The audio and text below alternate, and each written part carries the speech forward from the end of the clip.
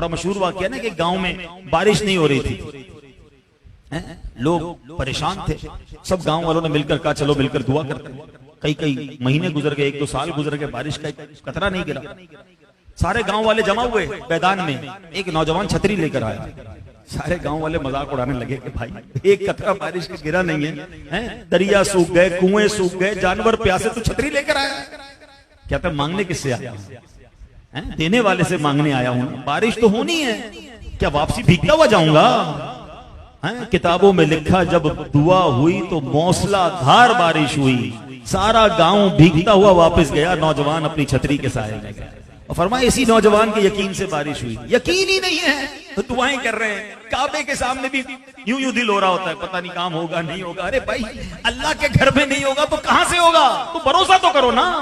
उदऊनी अस्तजिब लकुम, उसने फरमाया मांगो मैं तुम्हें दूंगा। तो बस यही वो बात है जो हमें समझनी है और अल्लाह के रसूल की बात पर यकीन करना।